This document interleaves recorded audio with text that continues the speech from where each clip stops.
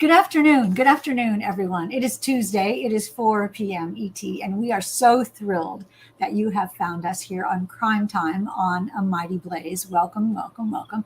I'm your host, Hank Phillippi Ryan, the USA Today bestselling author of 14, going on 15 novels of suspense. My newest book is The House Guest, which you can see cleverly displayed on the door behind me.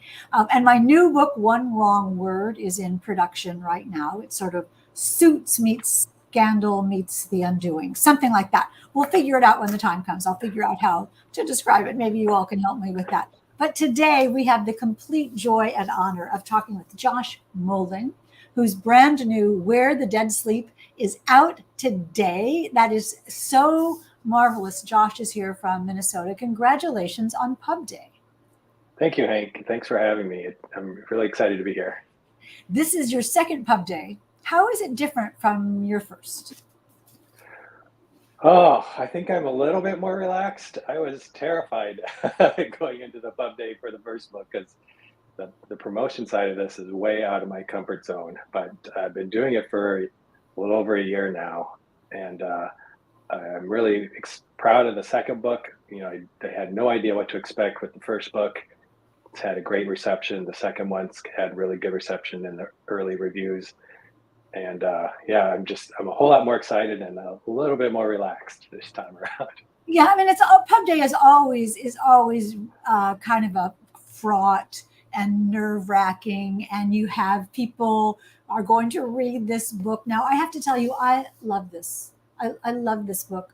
It's spare and wry and sweet. I know you're going to say no, it isn't sweet because it's tough and rural and a police procedural, and it has murders and it has plotting and it has family feuds and all kinds of gripping suspense. But it's your voice that's great. That really elevates this beyond most books that I have read. I just love this. So congratulations. No wonder the reviews are so good. Speaking of reviews and books, the fabulous Heather Gudenkauf says, this story has everything you want in a riveting mystery. What did you think when you read that? Because Heather, is an icon. And what is it that you think that what did she mean by that? Everything that you want in a riveting mystery. Yeah, so I love Heather. One of the first events that I did when the first book came out, I went down to Iowa and we did an event together in Cedar Rapids at the library down there. She's been incredibly kind and giving and generous with her time.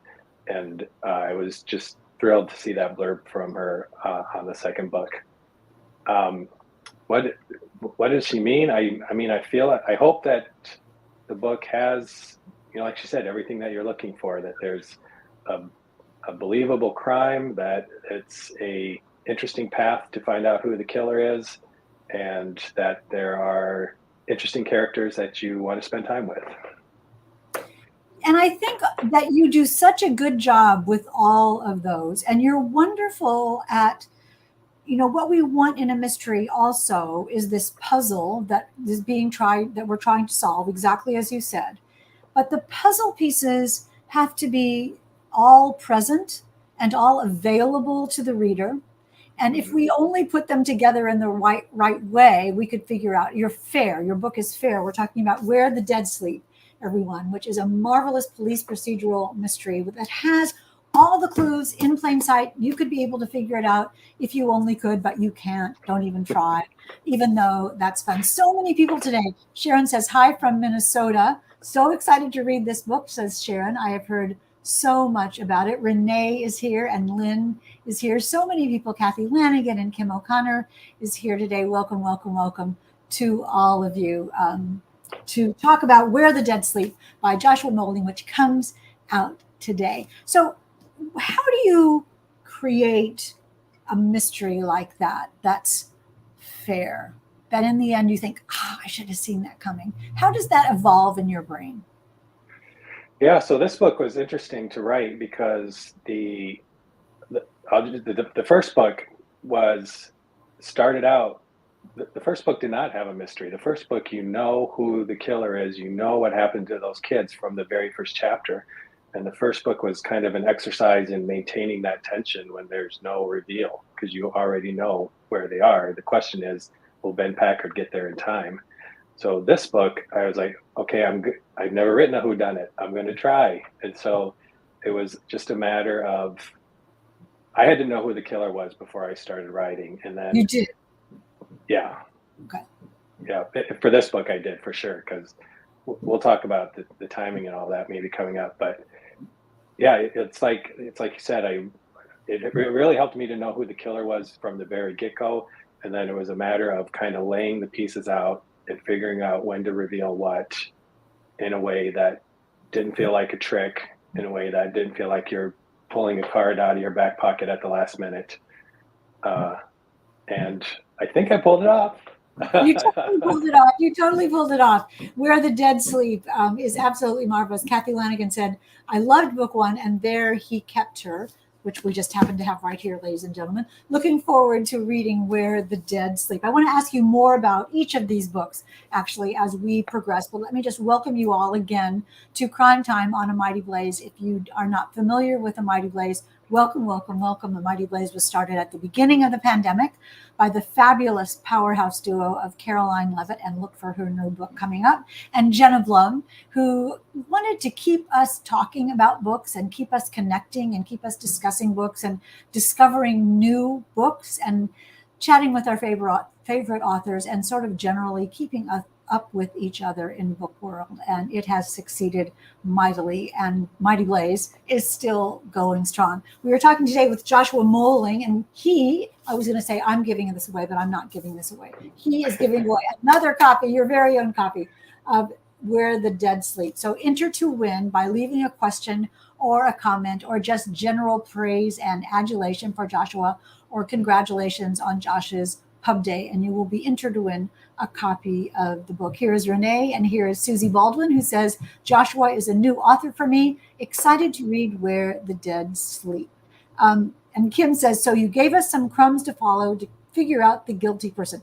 Kim, great question. We will get to that in a little while, because that is absolutely the question. So first, Josh, set up the story for us. And then after you tell us the plot, then we'll talk about what the story is really about. Okay. So Where the Dead Sleep, it's the second book featuring Ben Packard. If you haven't read the first one, I think it still works as a standalone. But this book opens, Packard gets a call very early in the morning, and he's called to the scene where a man has been shot in his bed. It looks like a home invasion. It looks like someone came in through the sliding glass door, shot him in his bed, and took off.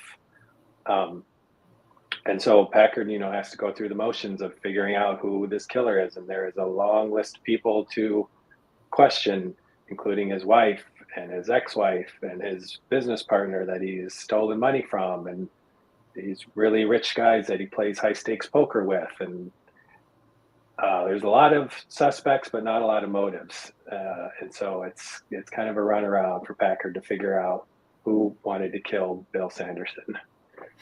And Sharon says, happy birthday, Ben, for sheriff. That's wonderful. And back in the crime scene, so Ben Packard is called to this crime scene where there's somebody dead. And what else is interesting about the crime scene? What else is interesting about the crime scene? About his wife.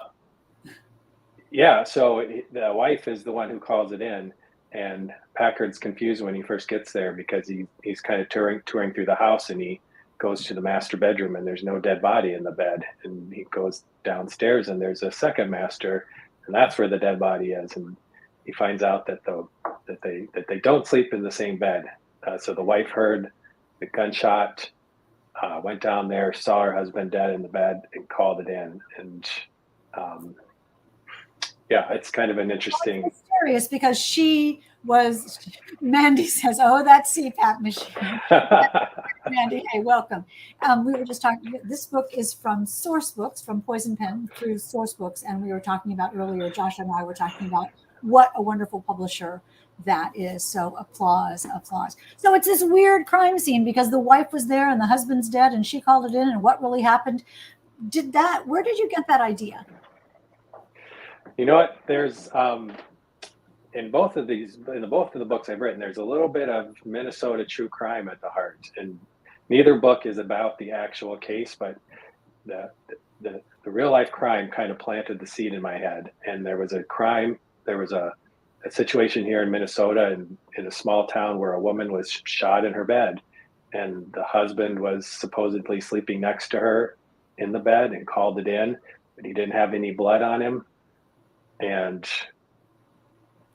they were very confused by that. And yeah, they made a whole 2-hour Dateline about it. You can look it up, and it's the husband was eventually acquitted. He was found not guilty, but if you watch that Dateline, you'll be like, how did they come to that conclusion? That's so great. Was it a Keith Morrison one with that Keith Morrison voice? Probably, yeah. That's so great. Yeah. I mean, Dateline is so much fun to watch. And isn't it interesting, though, how your writer brain took that little snippet of an idea and made Where the Dead Sleep into a completely different story? I mean, it is not that. But that one little drop of an idea, what do you think about that, about your imagination and how it works? Did you always think you had this good an imagination? I mean, I've been writing since I was a kid, so I've had a pretty active imagination. Yeah, and it's really helpful to be able to kind of just to see things and have them kind of log in your writer brain and be able to come back to them later and take that real life situation and turn it into a different what if. Like, what if instead of the wife getting shot in the bed, it's the husband? And what if the wife's not there, she's in her own bedroom? And just kind of take that original idea, but make it your own. Yeah, I love that. And then the dominoes of the story start to fall if you're lucky. But the thing that makes this book and both books and the future books so incredibly special, not only your voice, and which we'll talk about in a minute, but Ben Packard, the star of the show, Deputy Ben Packard of Sandy Lake, who is, as Lisa Gardner calls him, my new favorite, which must have been my new favorite deputy, which must have been fun to see. He is so special, and we absolutely love Ben. He is a marvelous character. Tell us a little bit about him and where he came from. So, yeah, before I wrote And There He Kept Her, I wrote another book set in Sandy Lake, and it was not a police procedural. It had another crime going on, and but in that book, there was a gay sheriff's deputy, and I don't even know if he had a name. He was on 2 pages, and I can't even tell you why I made him gay in that book, except that he was kind of the punchline for a joke between 2 of the main characters. And that was it. And I sent that book out to agents, and a handful of them read it, and they were like, this book's good, but it's got structural problems. And I just couldn't see a way to fix it. But I kept thinking about, it would be interesting. A book about a gay sheriff's deputy in a small town in Minnesota could be an idea. And so I plucked Packard out of that book and wrote And There He Kept Her to figure out, where did this guy come from? How did he get to this small town? What's his backstory? What's it like to be not only a gay man in a small rural town, but a police officer, a gay police officer in a small rural town? And that's where he came from. And There He Kept Her tells that story. Isn't that so interesting, though, how that character seemed to talk to you and sort of either demanded or asked to be brought to life? Yeah, it's nuts to look back at it and think about that. What felt like a very minor decision at the time has kind of changed my life.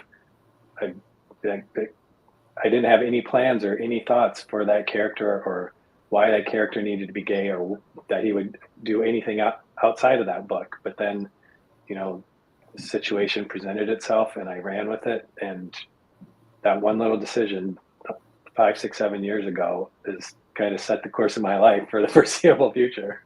Yeah, and that it's marvelous. And it's interesting, too, that in Where the Dead Sleep, one little decision by several people is the domino that makes things happen. Back to Ben for a minute, because he's sort of an instant classic character, and we, as I said, we love him from moment one.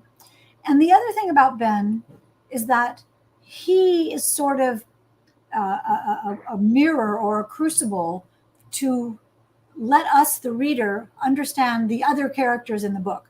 I mean, how they deal with him points us to how we're supposed to feel about them. Does that make any sense? I think so. Yeah, I mean, it's through Packard's eyes, right? Almost all of this book is Packard's point of view. And so it's his perception of people and what they're telling him and what they're not telling him. And uh, And sort of, that drives kind of the reader's perception, right? yes, and sort of the other way as well, you know, how they treat him is a signal to the readers of whether they're good people or Yeah. not. Yep. And I absolutely love the way you did that. Ben has this amazing backstory, and we don't have to hear about that because I want it to be revealed in the books. But how did he grow as you wrote him? Did you make a big character study and knew it all from the beginning, or as you carried him through the two books and farther, did he evolve more? He's evolving book by book, which is kind of a scary ledge to walk when you're writing a series because you could get too far out there and paint yourself in a corner. But yeah, he's got enough of a backstory in the first book, and then there's an arc too across these first two books, and it'll carry into the third book about his brother who went missing many years ago. So that's also part of his backstory that becomes a plot element, a bigger plot element as the books go on. So yeah, it's been really fun to get to know him and his likes and dislikes and his personality. And yeah, I can't say that I've known it all from the very beginning. He's definitely a work in progress. Yeah, but it's just like meeting a real person, isn't it? You know, we learn about Yep. them the longer we know them. And as we read the books, if you just arrived, we're talking about Where the Dead Sleep today from Josh Moehling, which is absolutely great. And we're talking now about the main character, Ben Packard. I mean, in reading this book, we know how he lives, we know how he cooks, we know about his dog, we know about his preferences in beer, all those kinds of things are told to us in such a genuine and sweet way. Talk a little bit about that, you know, how you decide where he's persnickety and where he's not, and where he's emotional and when he's not, and when he's brave and when he tries to decide what to do, and his true sense of honor. Talk a little bit about all that stuff. Yeah, that's a big question. um, one of the models that I was thinking about as I was writing about Packard was um, CJ Box's Joe Pickett, who's a good guy who's always trying to do the right thing and loves his family. And I haven't read all of CJ Box's books by any means, but I've read enough of them, and that's kind of my take on Joe Pickett. And I kind of wanted Packard to kind of be in the same vein. He's not a dirty cop. He's not morally corrupt. He's you know he one of the things that he does is he tries to be the very best sheriff's deputy he can be, because in that way people won't ask him about his personal life. And especially in the early book, he's trying to hide behind that job in this small town. He thinks he's got a secret, and he doesn't really have. It's not as big of a secret as he thinks it is. But he really puts his everything into being the best sheriff's deputy they can be and doing the right thing, so that he can stand up as that and not have to present more of a personal side to people. That's interesting. And I do see that he uses his job as sort of a cover. And if he's beyond reproach in his professional life, then no one will talk about his personal life. But I do think he's honestly honorable, right? I mean, he Yeah, does have a moral code that he uses for himself and sort of on other people as well. yeah, definitely. I'm thinking of Harry Bosch, who's, everybody counts or nobody counts kind of thing. And I think, I can never use that line in a book, but I think Packard probably treats people the same way in the job that he does. Yeah. And you put him in this morass of a small town where, I mean, you call him the town's only unicorn, which I just think is so brilliant because he is such a fish out of water. Everybody in this little town knows all about each other and knows everybody's backstory and history. And then here he comes and he's learning it, which is smart on your part, because then he gets to find out things and you get to tell us at the same time. We're finding out when he finds out. What's so fun about writing a small town with a new guy coming to town? Yeah, so Packard's not only the deputy sheriff, he's been kind of promoted to acting sheriff. So he's also in kind of this leadership position, and a relatively new guy in town. And he's at a disadvantage. Like you said, everybody knows everybody. Everybody knows everybody's backstory and secrets, but he doesn't because he's the new guy in town. So it's much more work for him to dig into what's going on and try to put the pieces together than, there's another sheriff's deputy who knows all the town gossip, and he's been in on some important information early in the book. And Packard's always kind of in the moment, Packard's marveling about how much easier his job would be if he knew what Shepard knew. But yeah, it's fun to watch him struggle to figure out what everybody else already maybe knows. Yes, and your cast of characters, the ensemble that is in Sandy Lake, especially in the police department, you have really wonderful individual characters, heartbreaking from time to time. I'll just let you all find out about it when you read Where the Dead Sleep. But let's talk about Sandy Lake, which such a terrific setting in Minnesota. Is that a real place? It's not. It's completely fictional. When people ask me where it is on the map, I say it's wherever I want it to be. It's wherever I need it to be based on what's happening in the book. But it's mostly kind of, if you're looking at a picture of Minnesota, it's kind of north central, northwestern Minnesota. It's not the Arrowhead, it's not Duluth and Boundary Waters area. So if you're from Minnesota, you'll probably recognize that area. And what's it like there? It's a small town. It's a town like a lot of small towns up north. A lot of their industry is people who come there on vacation. It's people with lake homes. It's tourism. It's not a lot of high paying jobs, and it's not a lot of industry. So people struggle, I think, to make a living. It's probably very political. I think it's a more conservative part of the state, which Packard realizes in this book when we haven't talked about the election yet, but I think we will. And I think it's a typical small town. It's kind of the amalgam of every small town that I've known growing up, where my dad is from. Yeah, my dad is from a very, very small town in South Dakota, which is where Heather Gudenkauf was born, in the same town as my dad.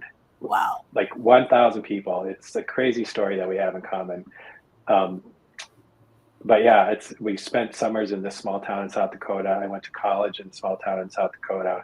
We have a cabin in a small town in Wisconsin. And so I've always been curious about what it takes to make a life in a small town, and the pros and the cons, the things that small town living gives you, and maybe the things you have to sacrifice to make a life in a small town. Because it seems as if there's no privacy whatsoever. Everyone knows what your Right. parents did, and everybody knows what kids were bad in high school, and what buildings used to be what, and who smoked dope in the car, and who and what happened. It's also interesting too that Dara says interesting connection. And Sylvia, hey everybody, Sylvia is here saying Minnesotans head up north every Thursday. Up north, yep. But I do think another interesting thing in the novel that you handle so gorgeously is this dichotomy of rich and poor. That there are super rich people in this town that control a lot of different things. Talk a little bit about that. The dichotomy, the differences, the class structure, the status of Sandy Lake. Yeah, so like I said, I think if you're a local in these small towns, it can be hard to make a really good living because their options are limited. There's not a lot of big business. There's not a lot of industry. And the people with the money are oftentimes not the locals. They're the people who can afford the very expensive lakefront property, and they come from somewhere else with their money from somewhere else. And, money and brings power in certain situations. And so there's always the tension, I think, and it happens in real life too, is the locals versus the outsiders, who the locals really depend on to eat in their restaurants and shop in their stores and kind of bring the money with them, but they're outsiders, and versus the people who are living their day to day, trying to make a living and not just there on the weekends for fun.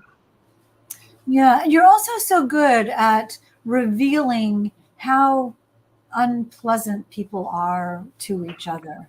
Not only people in a family, but people who want something, and how manipulative and destructive people can be, and how that all festers. What was that like to write? That conflict? Yeah, I mean, it was fun. I mean, I had in the first book, I had a really, really bad guy who was really just did terrible, terrible things. And so in this book, I had to bring it up maybe a level because you can't have a hidden serial killer over and over and over again in a small town, right? You got to have some other bad people with other motives and other things that they've done. And so, yeah, it was really fun to um, come up with these characters who I think present one way and have a darker side that eventually gets revealed as the investigation continues and Packard does more digging. And it was a lot of fun to come up with those characters. Yeah. Well, it's so much fun to read, and the characters are so realistic, and we can hear their voices as they yipe and gripe at each other, and how they sneer at each other, and how they argue with each other. The conflict and the tension in this novel are are absolutely throughout. And the thing that you do with Ben Packard then and his friends are that sometimes they're actually funny. You're wry and this deadpan humor and sort of this eye rolling that you never say but that we just hear in the dialogue. Was it fun to write the dialogue too? Is that easy? I mean, nothing's easy, but is that easy for you? Yeah, I love writing dialogue. I don't I think I have an ear for it. I know I listen to people enough all day long everywhere I go. And yeah, I think a couple of the blurbs were talked about the humor in the book, and that is like the greatest compliment to me. I was like, oh my God, somebody thinks I'm funny. My partner gets tired, probably gets tired of all my jokes, but somebody else enjoyed it in my book. That's It's like fantastic. not like it's not thigh slapping funny. It's just you No, just sort of it's just smart humor. It's smart, realistic humor. I was thinking earlier about how I wonder if all your favorite things are in the novel: food and dogs and beer, and there's a lot of music in this novel as yes. well. Did you have a soundtrack for it? Are you a secret Barry Manilow fan? I do like Barry Manilow. Yes, Mandy says. Yeah, we could talk about Barry Manilow. So I have a funny story about the Barry Manilow. The woman who is the huge Barry Manilow fan in this book, her name is Kelly, and she kind of runs the sheriff's department, and she's a huge Barry Manilow fan. And in the before times when I used to go, I still have a day job. Before COVID, I used to go to the office 5 days a week, and I had a coworker whose name was Kelly, who is the world's biggest Barry Manilow fan. And Kelly and I just cut up all day long at work, laughing. And so I memorialized Kelly in this book and her love of Barry Manilow because she's one of my favorite people from work, and she really inspired me. So that's where Barry Manilow came from. That's great. There's a wonderful scene where she grabs a glass or something, a beer glass, and sings at the top of her lungs. And I was sort of singing along with her. Let me make it clear, as we get closer to our questions, um, this is book two in a series. Let me say, as again, this is book one, but you can certainly read them in any order, and you gorgeously balance how much we need to know about Ben. If you start with book two, and you can, you gorgeously balance how much we need to know about Ben in book two, but you don't tell us all of book one, and you don't give away book one really. So, did you mean Ben to be a series character when you wrote the first one? Were you just trying him out, or did you mean him to be a standalone? um, I did not have a series in mind when I wrote the first book. When I sold the first book, then we started having conversations about could you write more books with Ben Packard? And I was like, yeah, I don't see why not. And in one of the late revisions, that the backstory about him having a connection to Sandy Lake and his brother going missing all those years was a very late addition to the Oh, first book. And so that gives me a through line to the next several books. And um, yeah, I'm hoping to write Ben Packard books for as long as people will keep reading and buying them. And there's three for sure, and we'll see how many more after that. Well, I can't imagine there not being more. It's absolutely such a joy to read. Anyone who loves fast-paced, character-driven, but also story-driven police procedural mysteries in a small town. I don't know where you'll take Ben, but the books are absolutely wonderful. You were saying earlier, before we get to the questions, you were saying earlier that you'd written since you were a kid. Did you say? Do you remember what you wrote early on? Um, oh, gosh, I remember in third grade writing a story about a leprechaun. It was for St. Patrick's Day, and a leprechaun was trying to get back to this tree stump before it disappeared. And the teacher gave us like one little piece of paper to write a story on, and everybody stuck to one piece of paper, and mine went down to the floor and then came back up and was another big long strip of paper. And um, yeah, and I was just always writing. I think I wrote some stuff in high school. Stephen King, it made me want to be a writer. He's like when I wandered out of the kids section at the library and picked up my first adult book, it was Cujo, I think. And I was way too young to read it, but I was like, "What is this? I need to figure out. I need more of this in my life." And it just set me on a path that brought me to where I am today. You know what? Stephen King is the master storyteller, and that's the thing that I do think that I see in both of your novels is that in reading Where the Dead Sleep, a reader just cannot wait to find out what happens. That just cannot wait to find out what happens, and that's a Stephen King thing as well. Is that top of mind for you too? That storytelling. I think I like so much of what I've learned from reading Stephen King books, and also his ability to create real live breathing characters on the page, often people from small towns, like a small town in Maine versus a small town in Minnesota. So I got to give him a lot of credit for learning how to tell a story and how to create the people that go in it. Well, you've done it so gorgeously in Where the Dead Sleep and handled that series standalone balance so well in that the story, the main plot of Where the Dead Sleep is absolutely wrapped up. It's a beginning, middle, and end to that particular story. And then, but Ben the character, Ben the person, had a life before the book, and will obviously has a life after the book. Yeah. That's hard. Yeah. Thank you.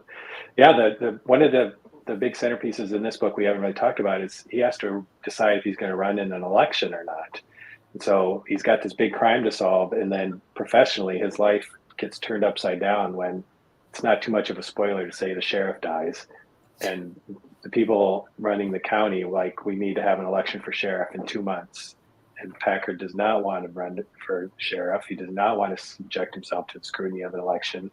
And so that is a big part of this book as well. And then, personally and professionally, what happens to Ben is kind of the other story that will continue on through all the books. Yeah. And just like real life, I'm just trying to think of how to say this. Just like in real life, things happen that you don't predict, and there are connections that you can't predict, and life is not always fair. And Ben certainly, if he hasn't known that already, finds it out in this novel. And that's one of the things we love about him is how he perseveres through this network that he's just learning to understand. When you finish the book, and when you finish and finally hit send for the last time, what was in your heart then? Oh, I was just relieved that I pulled it off again. I was worried that, Larry Kepter was, I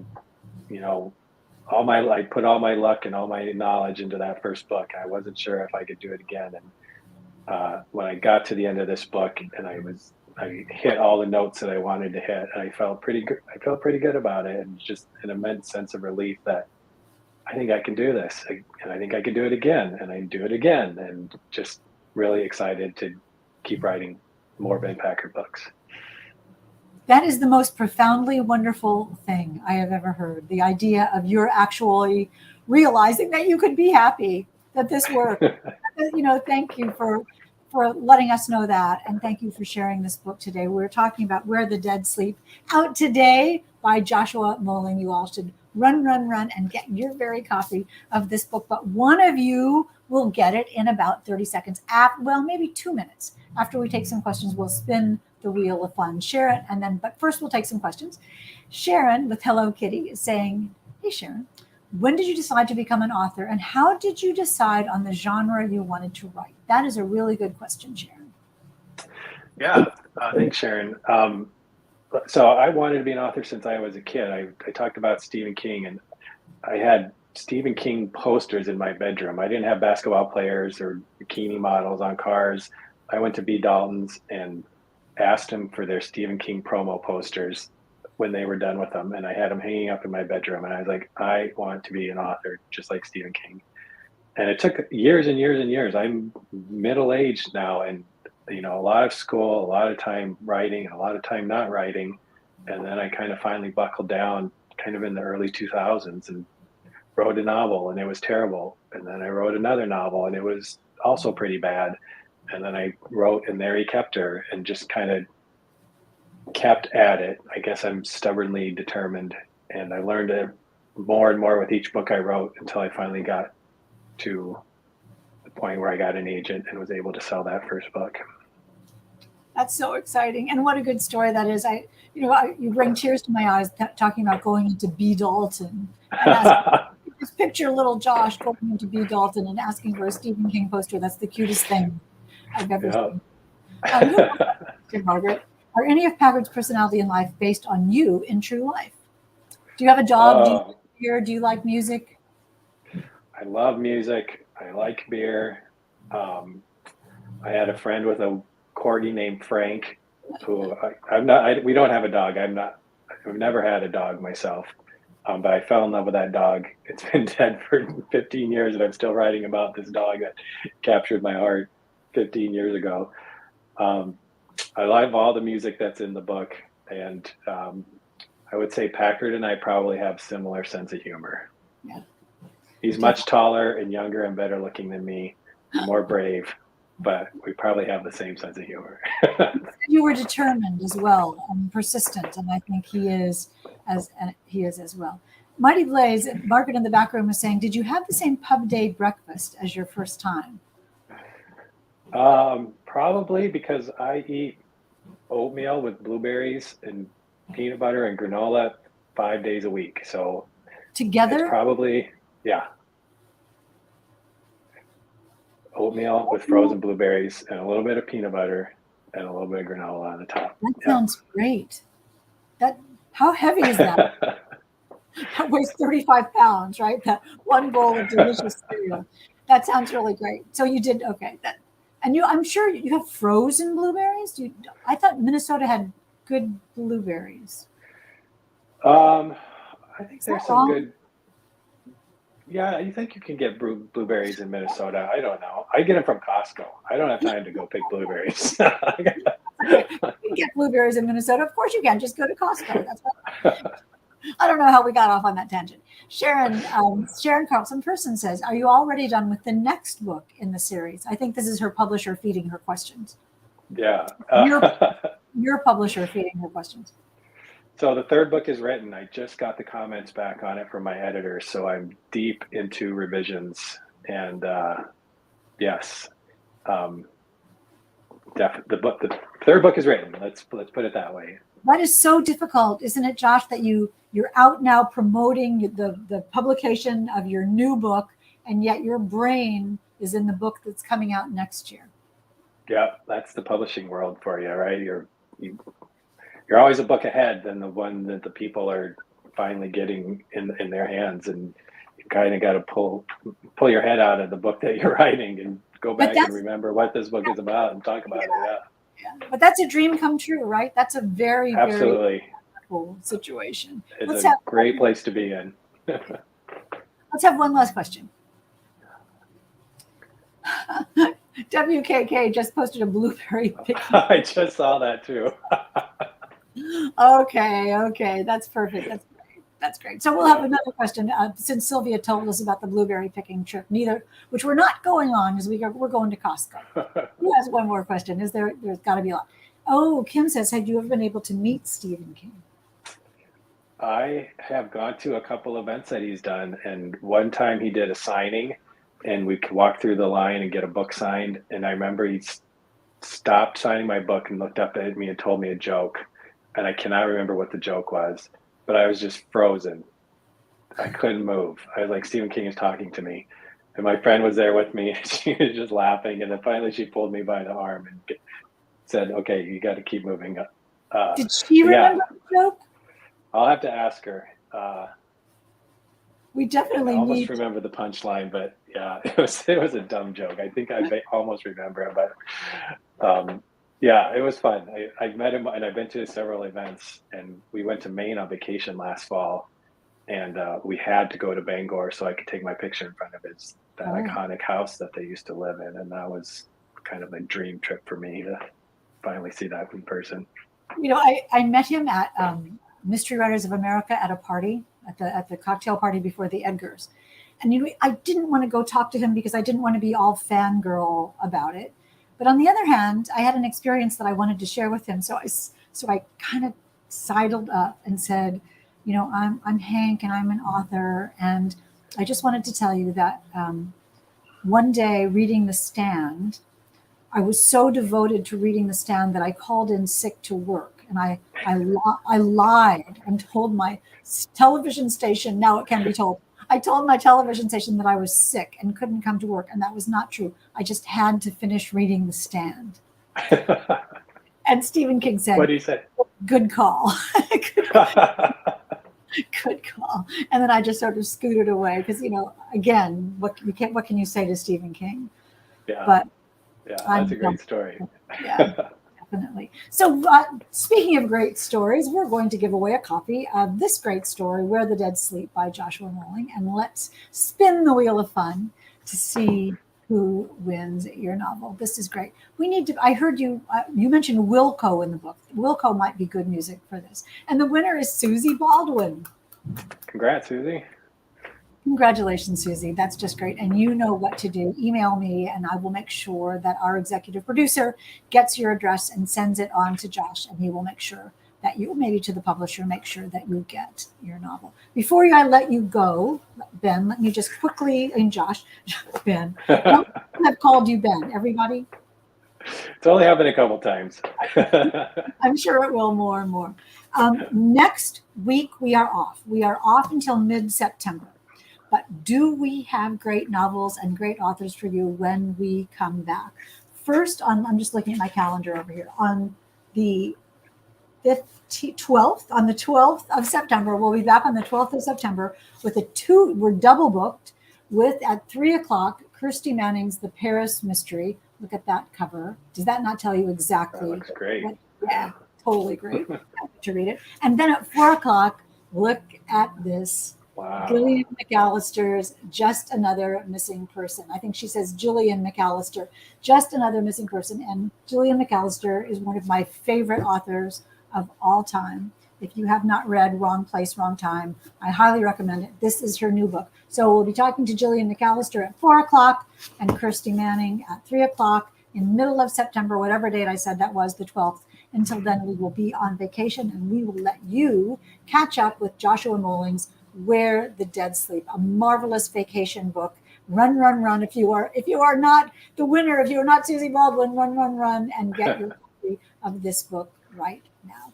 Until then, Josh, thank you for coming today. Happy Pub Day. Thank you very much. It's been an honor to be here, Hank. Thank you for having me. Oh, and quickly, people should come to your event tonight. Tell us where it is and what time. Yes. The launch event tonight, if you're in the Minneapolis area, is at Majors and Quinn in Minneapolis, in Uptown. It's at 7 p.m. I'll be there with my friend Gretchen Anthony, who's also a Minnesota writer, and we'll just have a nice chat. So come see us if you're available. That's marvelous. And if you want to find Josh online, it's joshuamoehling.com. Very easy to find. Yep. Follow him and sign up for his newsletter and follow him on social media. You all know how to do that. Until then, until September the 12th, this is so crazy. Don't forget forget about us. Don't forget about us here at Crime Time, and we will see you on Tuesday, September the 12th at 3 p.m. Till then, well, happy vacation, you all. And remember, it is always safe inside a book. Love you so much. Bye.